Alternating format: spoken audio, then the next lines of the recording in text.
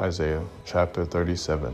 When King Hezekiah heard it, he tore his clothes, covered himself with sackcloth, and went into Yahweh's house. He sent Elakon, who was over the household, and Shebna the scribe, and the elders of the priests, covered with sackcloth, to Isaiah the prophet, the son of Amoz. They said to him, Hezekiah says, Today is a day of trouble, and of rebuke, and of rejection, for the children have come to the birth, and there is no strength to give birth. It may be Yahweh your God will hear the words of Rabshakeh, whom the king of Assyria his master has sent to defy the living God, and will rebuke the words which Yahweh your God has heard. Therefore lift up your prayer for the remnant that is left. So the servants of King Hezekiah came to Isaiah. Isaiah said to them, Tell your master, Yahweh says, Don't be afraid of the words that you have heard, with which the servants of the king of Assyria have blasphemed me. Behold, I will put a spirit in him, and he will hear news, and will return to his own land. I will cause him to fall by the sword in his own land. So Rabshakeh returned, and found the king of Assyria warring against Libnah, for he heard that he had departed from Lachish. He heard news concerning Tirhakah king of Ethiopia. He has come out to fight against you.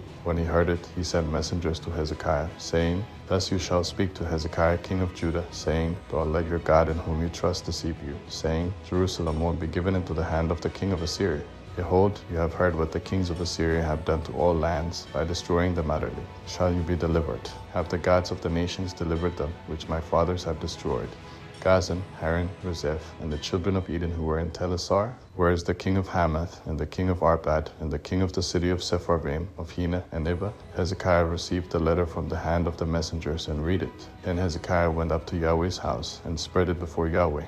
Hezekiah prayed to Yahweh, saying, Yahweh of armies, the God of Israel, who is enthroned among the cherubim, you are the God, even you alone, of all the kingdoms of the earth. You have made heaven and earth. Turn your ear, Yahweh, and hear. Open your eyes, Yahweh, and behold. Hear all of the words of Sennacherib, whom has sent to defy the living God. Truly, Yahweh, the kings of Assyria have destroyed all the countries and their land, and have cast their gods into the fire, for they were no gods, but the work of men's hands, wood and stone. Therefore they have destroyed them. Now therefore, Yahweh our God, save us from his hand, that all the kingdoms of the earth may know that you are Yahweh, even you only. Then Isaiah the son of Amoz sent to Hezekiah, saying, Yahweh, the God of Israel says, Because you have prayed to me against Sennacherib king of Assyria, this is the word which Yahweh has spoken concerning him. The virgin daughter of Zion has despised you and ridiculed you. The daughter of Jerusalem has shaken her head at you.